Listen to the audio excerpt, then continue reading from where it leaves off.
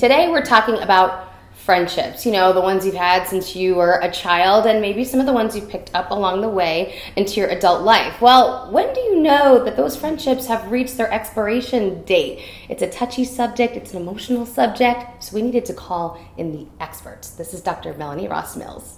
Hi, Dr. Mel. Hi. I'm excited to talk about this topic. There are so many people who ask you questions about this, so let's get started with defining what exactly is a friendship.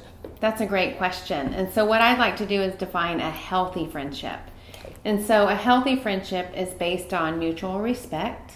It's based on having one another's best interest in mind. It's based on keeping that person in your mind, encouraging them, and you're thinking positive things when you're not even with them. Okay. And so those are just a few basic foundational pillars to have in a healthy friendship. So friendship is unique in the fact that we learn from experience, where there's other areas in our lives we can learn from accumulating knowledge per se, but friendship is something we have to walk out. And so sometimes we don't know who to get rid of until we actually go through a relationship season with that person. Now, when I say get rid of, I don't mean write them off forever, but I mean move them to a different category. Okay. So it doesn't mean you're not friends for the rest of your life, but it does mean you might not need to be as close to them. Have you ever hung up with a friend and you feel like you can take on the world?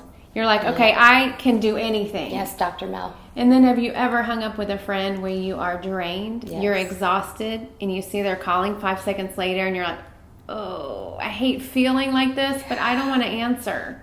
Okay, so pay attention to that, and that's one way we can start going, why am I feeling that way? Why am I drained?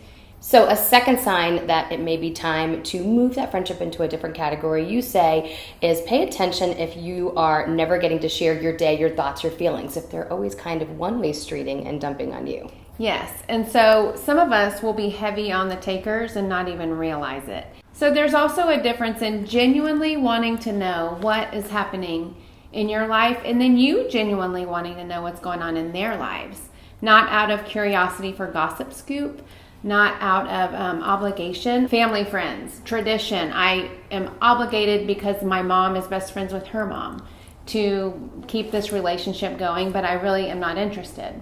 So one strategy, back to hanging up the phone, is to pay attention if it was one-sided. Now, sometimes we're going to need the one-sided. Like, I need to talk to you, I need to vent, I need to share, I need your opinion, and we hang up and I don't know what's going on. But that is not a pattern. So if there's a pattern where it's more often where you're hanging up and they don't even know what's going on in your life, then there's an issue you might want to look at. Right. Because friendship should be reciprocated. And there's another point we can look at.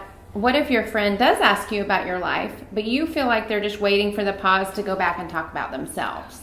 Everyone who's watching this right now is screaming at their iPhone or their computer, Wait, and they're saying, yes, I get this. This is my friend. This is my person. Everyone says it. I have someone right now who never asked me about my day, and I think friends do go through seasons, right? So you have to show grace. So maybe someone just went through loss, a divorce, job loss, and so they're going to drain you, and they're going to they're going to lean heavily on you, but it should be for that season, and they should be the friend who did it for you 6 months or a year or 2 years prior. So we're looking at patterns, right? Mm-hmm. Because there's always an exception. Because yes, we can have struggling where we have nothing to pour out. And I'm just laying pronate on the ground, so I need you to lift me up. And it might be 6 months.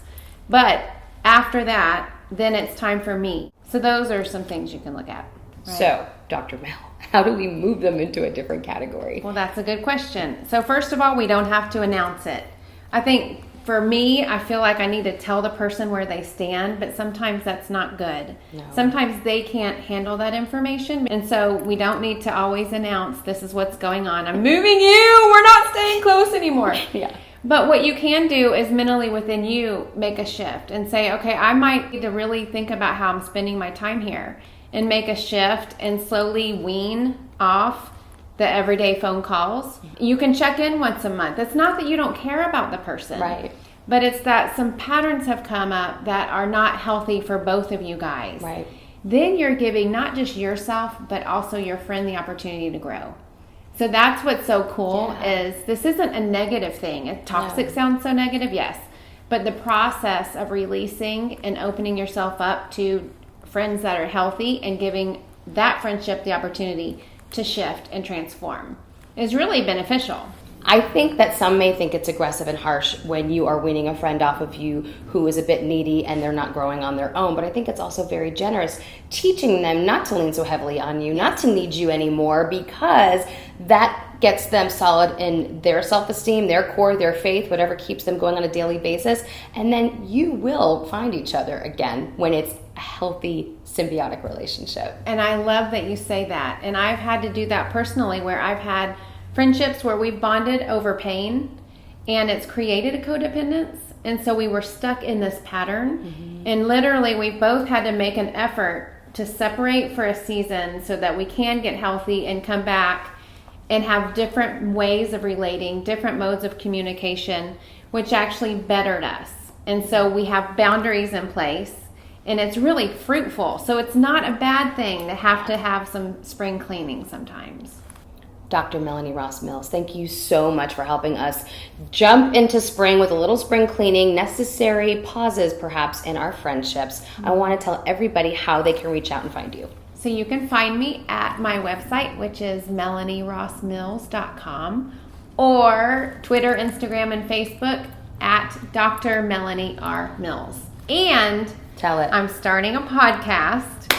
Free advice from a doctor, people. Do you hear that? Yay! And this spring cleaning friendships will also be on my podcast channel. Whatever they call those things. Yes. But all we know is that sometimes we need repetition when we're giving advice, so we can find you in multiple sources and hear this on your new podcast. You're so sweet. Thank you for having me. I love you. I love you. Don't spring clean our friendship. No, you're stuck with me like glue.